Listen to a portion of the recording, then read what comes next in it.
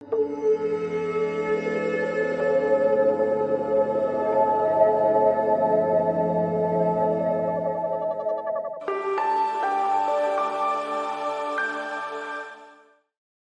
to the Change Mindset program. Today's session is going to be focused on our mindset in terms of well-being. We are traveling way back in time, and I'm going to give you the time period this time. We are precisely in the time period of 1100 to 261 BCE.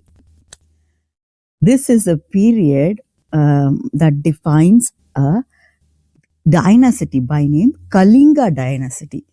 Kalinga Desam, the place was called Kalinga Desam those days. And if I have to put it in terms of today's map, this land of Kalinga covered about 70% of today's India and Pakistan and Afghanistan. So you can think of the space, the land mass is so huge. Kalinga Desam is a huge space. And look at the period. We're talking about almost 800 years of rule by one dynasty. This is also one tipping point for us to understand, okay, there is a possibility of sustainability, isn't it, when it comes to managing leadership, for so many years. That is the period we are sitting in. So somewhere in this period, when all these Kalinga dynasty kings were ruling, one of the kings is what we are going to meet today. His name is Satyagupta. Satyagupta, as the emperor of the entire Kalinga Desam, is a well-renowned person, well-respected person, a loved king, very smart king in many ways. So he invested, among many things that he did, he invested a lot of his revenue in defense. So the planning, strategizing of the defense mechanism, making different defense tools and investing in people who will make different, those days maybe archery and stuff, and different things. Training the soldiers, upkeeping the soldiers, making sure that soldiers and their family are safe and happy. So there's a lot that he invested. It was almost like the soldiers and his whole army defense was like his own children. Yeah. So he did like that. That was a lot of money going into defense, maintenance and such. Well, a lot of people definitely appreciated it. There was one person who didn't. And guess who was? That was his own son, Kamalapida. Kamalapida is a very intelligent boy, young man, turning into the young prince to be king, isn't it? He's going to be the next emperor when Satyagupta ascends the throne. In many ways, he is trained by his own father, Satyagupta, to be the king, and a lot of things that he did was equally justifiable and very intelligent in many ways, I must say. But he thought that his father is not doing the right thing.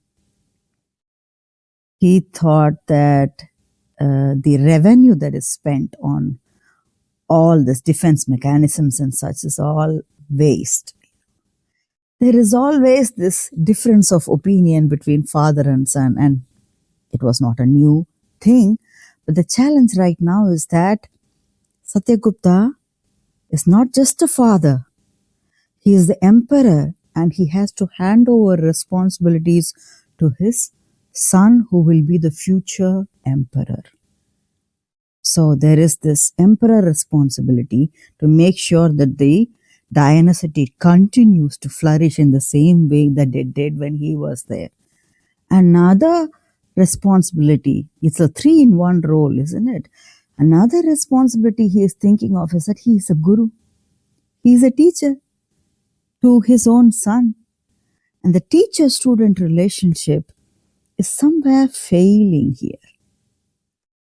He's tried all the things to help him understand the importance of whatever expenses he's making, where, all the detailing, but he's unable to convince his own son.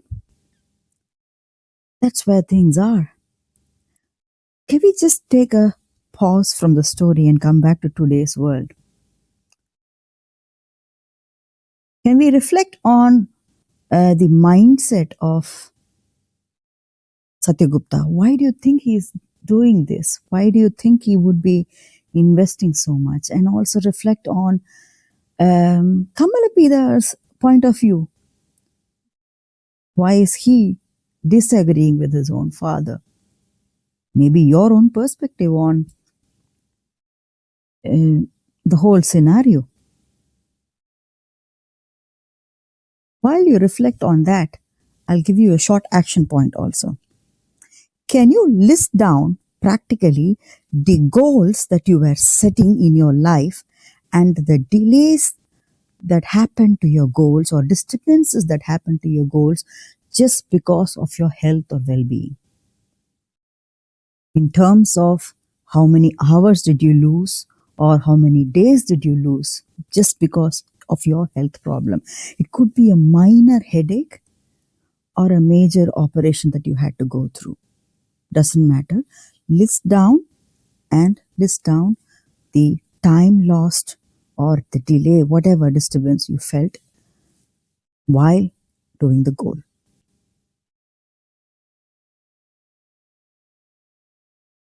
Now let's go back to the story. The conflict continues. Father has tried all sort of things. He is in fact depressed that he's failed. He is failed and he knows for sure that when he dies and Kamalapida takes over as the emperor, the first thing he's going to do is to cut off all the expenses and maybe reduce the number of army men or whatever he was talking about. So there's this, always the father and son sit down in the dinner and then they have this argument and they have a distasteful dinner and argument and they leave apart. This has been a daily situation now to the level that it's become a major challenge in the mind of Satyagupta. He also thought, wait a minute, all the differences and the misunderstandings could be clarified with simple solutions. Maybe I'm thinking really far wide and giving him too many explanations as to what I'm doing, why I'm doing. Maybe there is a shorter solution. He thought for a while one day and decided after the dinner they had gone back to their own rooms. There's a common balcony out there when there's after the dinner they sometimes sit down also. So he saw Kamalapida sitting there in the balcony enjoying the late evening. So he walked up, Satyagupta walked up with a plate full of food and some fruits and such. Kamalapida is now looking at his father. What's gone wrong here? We just had dinner and the regular argument. Has he even forgotten, has he, gone old, that he is not able to remember, amnesia or something? What are you doing, father? Why do you have a plate full of food here? No, it's not for you or me. Okay. Who's this for then? Then he places all the food on top of the balcony railing and places them nicely and then calls up to the birds. Hey, come and eat the fruits. Come and eat the food. Cherish the food. Kamaladeepa laughs.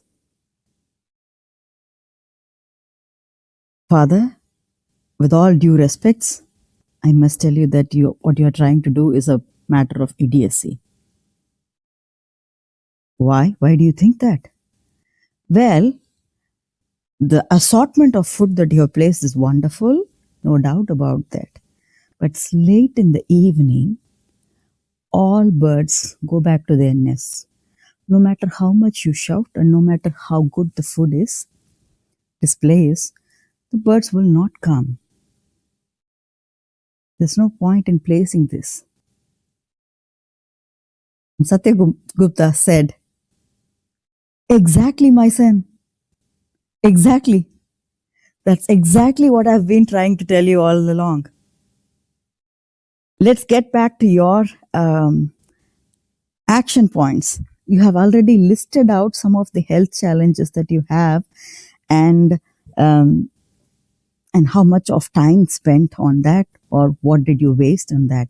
Could you also now mark very clearly the kind of challenges into repetitive health problems, or rare but critical, rare not critical? Try to think of those three things and place them in front of you. Let's go back to Kamaladeepa and Satyagupta. So, the son is intelligent enough. He knew what his father was aiming at. Yes, doesn't matter how good you are, how great you are, if your defense isn't prepared all the time for a war, you could be attacked any time. And that time need not necessarily be the time that all the resources will be available at your presence. Yeah. So, son is now convinced with his father's decision on the spending on the defense. Let's now look at our defense. How is your defense looking at right now when you put down all these goals that have been disturbed due to your health problems? The practical action point now I would suggest is that you already have a list of challenges with you, and you know that they are your well-being that is stopping you from your goal. Next immediate action point will be for you to take this up with your medical professional and take whatever tests, actions to secure the defense, just like the way Satyagupta did. I hope you enjoyed the session. See you in the next. Thank you. Bye-bye.